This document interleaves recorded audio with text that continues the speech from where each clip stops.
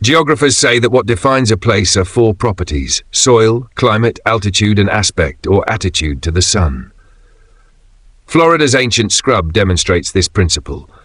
Its soil is pure silica, so barren it supports only lichens as ground cover. It does, however, sustain a sand-swimming lizard that cannot live where there is moisture or plant matter in the soil. Its climate, despite more than 50 inches of annual rainfall, is blistering. The only plant life it can sustain is xerophytic, the quintessentially dry. Its altitude is a mere couple of hundred feet, but it is high ground on a peninsula otherwise close to sea level, and its drainage is so critical that a difference of inches in elevation can bring major changes in its plant communities. Its aspect is flat, direct, brutal, and subtropical.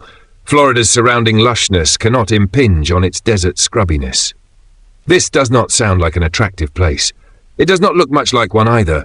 Shrubby little oaks, clumps of scraggly bushes, prickly pear, thorns and tangles.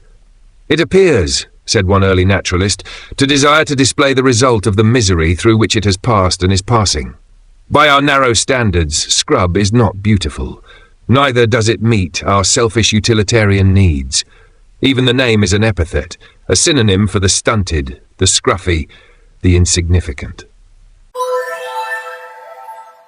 The Egyptians made coarse fibers by 1600 BC, and fibers survive as decorations on Egyptian pottery dating back to 1375 BC. During the Renaissance, 15th and 16th centuries AD, glassmakers from Venice used glass fibers to decorate the surfaces of plain glass vessels. However, glassmakers guarded their secrets so carefully that no one wrote about glass fiber production until the early 17th century. The 18th century brought the invention of spun glass fibers. René-Antoine de Romeur, a French scientist, tried to make artificial feathers from glass. He made fibers by rotating a wheel through a pool of molten glass, pulling threads of glass where the hot, thick liquid stuck to the wheel.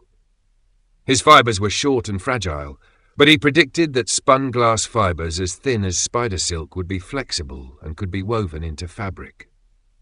By the start of the 19th century, glassmakers learned how to make longer, stronger fibers by pulling them from molten glass with a hot glass tube. Inventors wound the cooling end of the thread around a yarn reel, then turned the reel rapidly to pull more fiber from the molten glass. Wandering tradespeople began to spin glass fibers at fairs, making decorations and ornaments as novelties for collectors, but this material was of little practical use. The fibers were brittle, ragged, and no longer than 10 feet, the circumference of the largest reels. By the mid-1870s, however, the best glass fibers were finer than silk and could be woven into fabrics or assembled into imitation ostrich feathers to decorate hats. Cloth of white spun glass resembled silver. Fibers drawn from yellow-orange glass looked golden.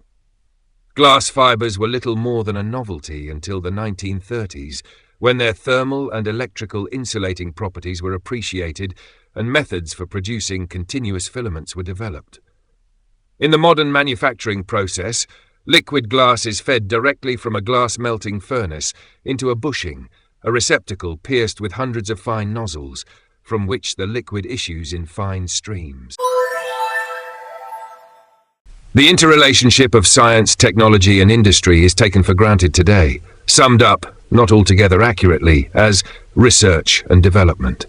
Yet historically, this widespread faith in the economic virtues of science is a relatively recent phenomenon, dating back in the United States about 150 years, and in the Western world as a whole, not over 300 years at most. Even in this current era of large-scale, intensive research and development, the interrelationships involved in this process are frequently misunderstood. Until the coming of the Industrial Revolution, science and technology evolved for the most part independently of each other. Then, as industrialization became increasingly complicated, the craft techniques of pre-industrial society gradually gave way to a technology based on the systematic application of scientific knowledge and scientific methods. This changeover started slowly and progressed unevenly. Until late in the 19th century, only a few industries could use scientific techniques or cared about using them. The list expanded noticeably after 1870, But even then, much of what passed for the application of science was engineering science, rather than basic science. Nevertheless, by the middle of the 19th century, the rapid expansion of scientific knowledge and of public awareness, if not understanding, of it had created a belief that the advance of science would in some unspecified manner automatically generate economic benefits. The widespread and usually uncritical acceptance of this thesis led in turn to the assumption that the application of science to industrial purposes was a linear process, starting with fundamental science, then proceeding to applied science or technology, and through them to industrial use. The economic depression in the late 19th century United States contributed significantly to a growing movement in literature toward realism and naturalism. After the 1870s, a number of important authors began to reject the romanticism that had prevailed immediately following the Civil War of 1861 to 1865, and turned instead to realism. Determined to portray life as it was, with fidelity to real life and accurate representation without idealization, they studied local dialects, wrote stories focused on life in specific regions of the country, and emphasized the true relationships between people.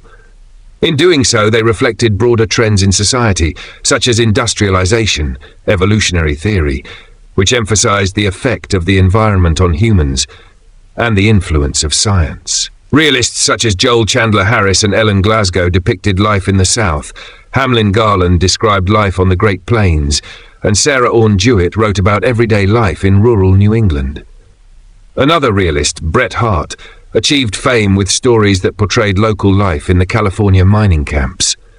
Samuel Clemens, who adopted the pen name Mark Twain, became the country's most outstanding realist author, observing life around him with a humorous and skeptical eye. In his stories and novels, Twain drew on his own experiences and used dialect and common speech instead of literary language, sparking a major change in American prose style. Some writers became impatient even with realism. Pushing evolutionary theory to its limits, they wrote of a world where a cruel and merciless environment determined human fate. These writers, called naturalists, often focused on economic hardship, studying people struggling with poverty and other aspects of urban and industrial life. Naturalists brought to their writing a passion for direct and honest experience. Theodore Dreiser, the foremost naturalist writer in novels such as Sister Carrie, grimly portrayed a dark world where human beings were tossed about by forces beyond their understanding or control.